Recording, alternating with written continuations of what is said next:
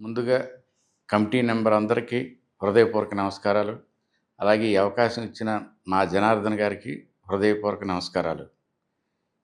ఈరోజు జనవరి 9వ తారీఖు 83వ సంవత్సరం ఎన్టీ రామారావు గారు ప్రమాణ స్వీకారం చేసిన రోజు మాట్లాడడం నాకు చాలా సంతోషంగా, చాలా హ్యాపీగా ఉంది.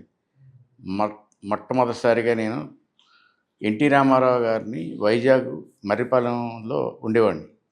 ఆ రోజు ఉదయం నైట్ 10 గంటలకి ఎన్టీ రామారావు గారు వస్తారంటే ఆయన కోసం వెయిట్ చేస్తా ఉన్నాను. ఆయన వచ్చేసరికి నైట్ 2:30, 3 అయ్యింది. అప్పటి వరకు ఆయన కోసం చూస్తూనే ఉన్నాం. ఆయన్ని ఒక్కసారిగా చూడగానే ఎంతో అనిపించింది. ఆ రోజు మర్చిపోలేను. ఆయన్ని అలా చూడడం అనేది చాలా ఆనందంగా అనిపించిందనమాట. అంతసేపు కూడా నిద్ర లేకుండా ఉన్నా కూడా ఆయన్ని చూసేసరికి అన్నీ మర్చిపోయాం అసలు టోటల్గా. అంత చక్కగా ఇదైంది.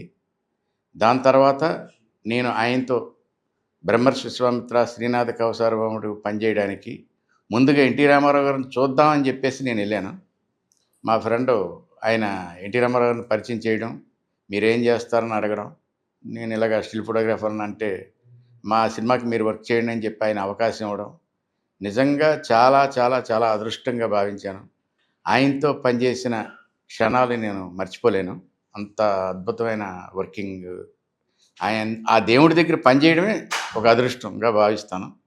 రెండోది, నాకు అంతవరకు రాజకీయాల గురించి కానీ దీని గురించి నాకు తెలీదు. ఎన్టీ రామారావు గారు వచ్చిన తర్వాతే అసలు ముఖ్యమంత్రి అంటే ఎవరు, ఎమ్మెల్యే అంటే ఎవరు, అసలు గవర్నమెంట్ అంటే ఏంటి అనేది నేను ఎన్టీ రామారావు గారి ద్వారానే తెలుసుకున్నాను. ఆ తర్వాతే నాకు ఒక ముఖ్యమంత్రి అంటే పలానా, ప్రైమ్ మినిస్టర్ అంటే పలానా అనేది నాకు తెలిసింది ఒక ఎన్టీ రామారావు గారితోటే. ఈ అవకాశం ఇచ్చిన జనార్దన్ గారికి హృదయపూర్వక నమస్కారాలు.